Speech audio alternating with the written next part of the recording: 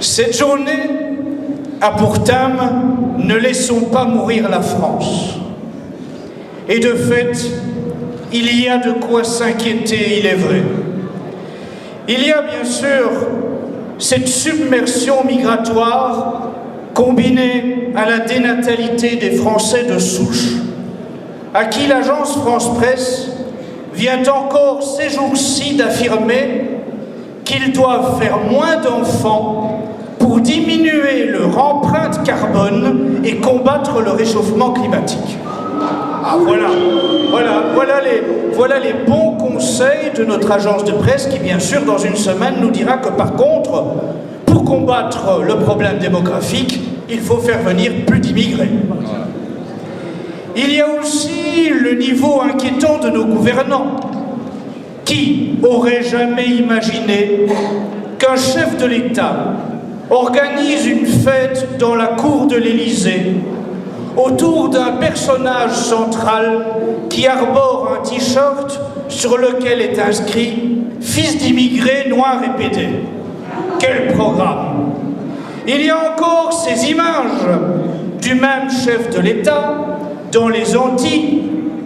Et comme dit l'humoriste métis Fabrice Eboué, dès que Macron voit des Noirs torse nu, il s'émoustille. Voilà le chef de l'État auquel la France a droit.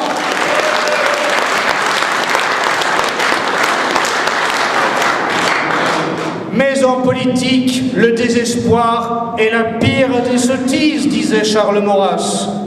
Je voudrais donc vous parler de deux échéances.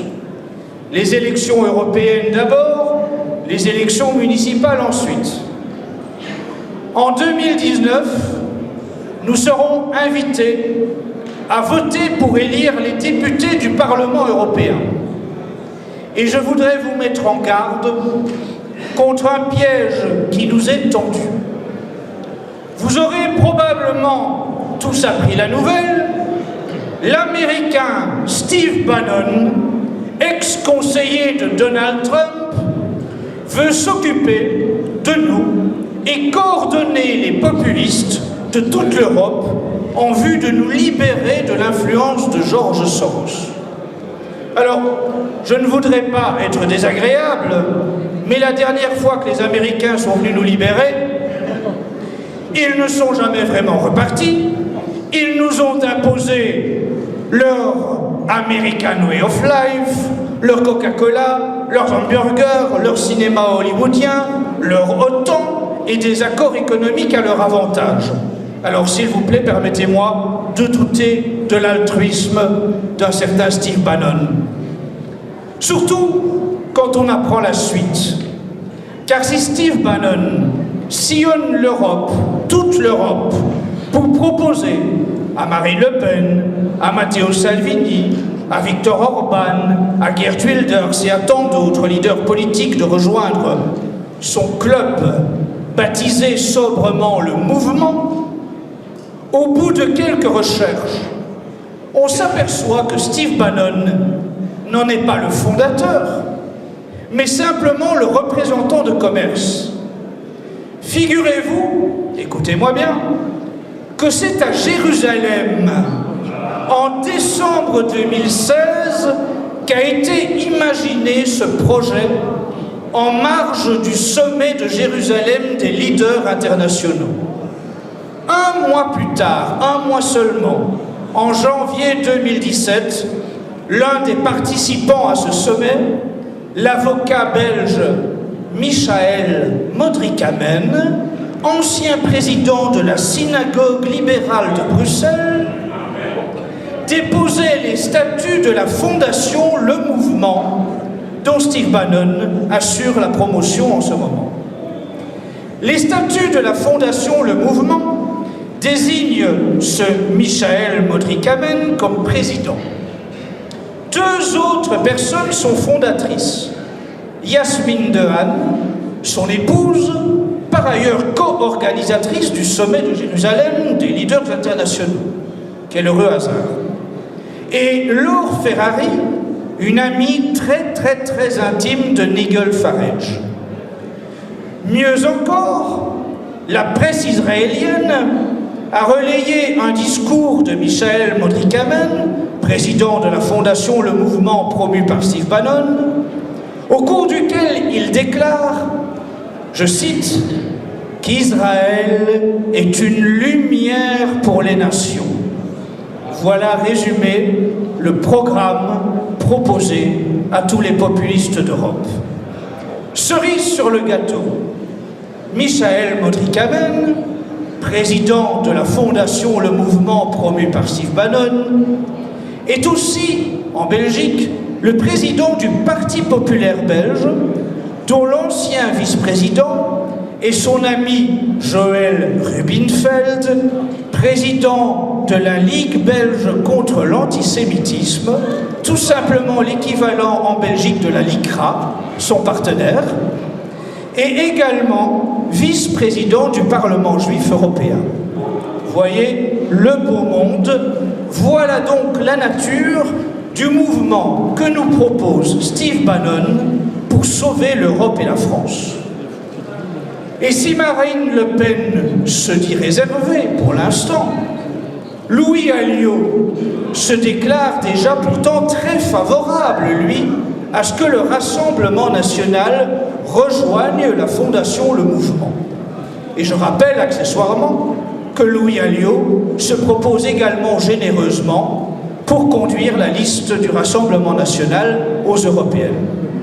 Donc, vous voyez un petit peu le petit monde qui nous est présenté pour nous sauver, pour conduire la droite nationale. Alors, chers amis, je voudrais porter un peu plus loin la réflexion. Serions-nous définitivement condamnés à n'avoir le choix qu'entre le plan A de George Soros et le plan B de Jacques Attali, incarné pour l'instant par cette fondation Le Mouvement? Serions-nous condamnés à n'avoir le choix qu'entre les médias appartenant à la famille Rothschild, ceux appartenant à Bertelsmann et ceux appartenant à Patrick Drahi? Serions-nous définitivement condamnés à n'avoir le choix qu'entre Cyril Hanouna et Michel Drucker?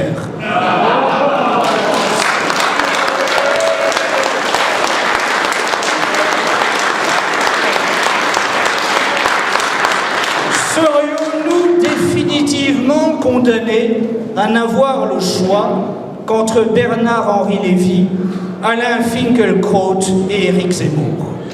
Et je précise immédiatement que, bien sûr, je préfère écouter Zemmour que Bernard-Henri Lévy, et que j'ai même un incontestable plaisir à l'écouter clouer le bec d'un chantre du vivre ensemble ou d'une virago féministe.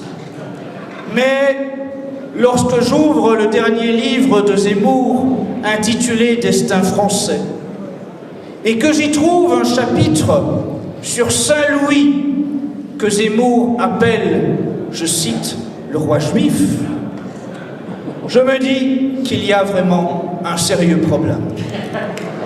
Confirmé par sa conclusion, qui lie le sort de la France à celui d'Israël. Or, nul ne peut servir deux maîtres à la fois. Et ce n'est pas parce que nous refusons à juste titre l'immigration de grand remplacement et l'islamisation de notre pays que nous avons à livrer celui-ci à l'influence d'Israël.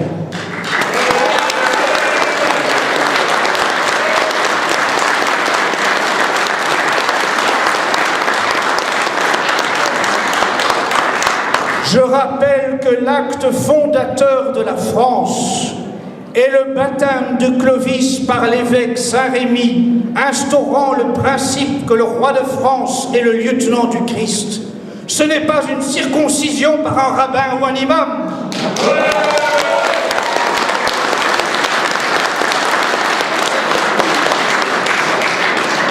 Et qu'on ne vienne pas me dire que la solution à tout cela, c'est la laïcité.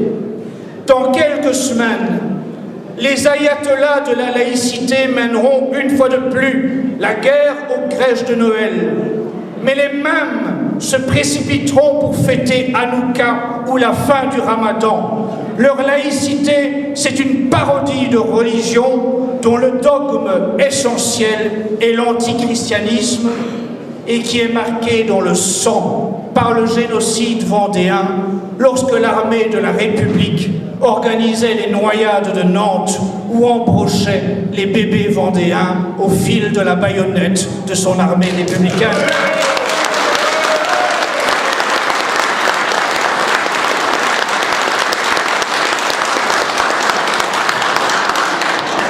Chers amis, comprenez-moi bien, il ne tient qu'à nous de nous libérer de ces chimères et de reprendre notre destin en main. Pour cela, il faut déjà cesser de déléguer à des personnes qui servent manifestement d'autres communautés le monopole de représenter publiquement et médiatiquement notre courant de pensée, notre culture, notre patrimoine, notre civilisation.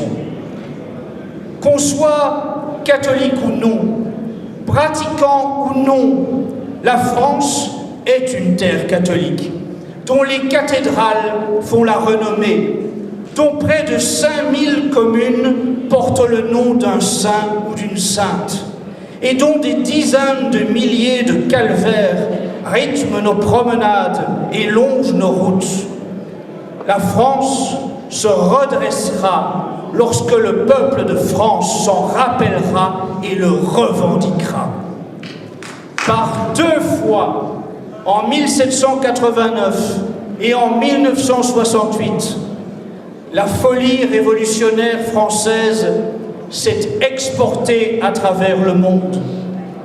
Si la France redevenait fidèle à son baptême, à sa mission, à son influence salvatrice, alors elle s'exporterait également cette fois pour le bien du monde, mais à l'inverse cette fois du plan du nouvel ordre mondial et de son messianisme judéo-maçonnique.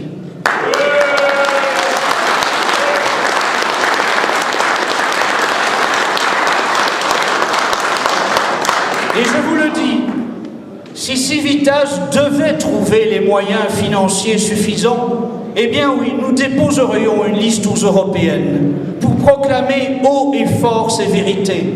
Parce que pour l'instant, nous sommes torturés à l'idée que cette échéance se présente à nous sans qu'il y ait un seul candidat qui ait véritablement l'envie de défendre ce discours-là. Et ce n'est pas M. Alliot qui tiendra bien sûr ce discours-là. Alors, une autre échéance est à placer dans notre viseur. Je veux parler des élections municipales de 2020, car l'enjeu local est essentiel à notre projet de reconquête et il faut s'y préparer dès maintenant. On ne gagne pas une élection municipale en partant à la bataille 6 mois à l'avance, cela se prépare dès maintenant. C'est un enjeu à notre portée, qui s'inscrit dans un retour au réel, à l'échelon le plus naturel de la vie politique, au plus près du quotidien des Français. Oui, je prêche pour profiter utilement des élections municipales, pour organiser des villages gaulois et catholiques, des îlots de résistance où sauvegarder nos traditions et nos coutumes, et à partir desquels il faudra envisager de rayonner pour organiser la reconquête de notre sol, la patrie, la terre de nos pères, celle sous laquelle sont enterrés nos ancêtres. C'est au niveau local, sur le terrain, particulièrement dans la France rurale, que se situe notre plus grande opportunité. Il faut s'en saisir avant qu'il ne soit trop tard.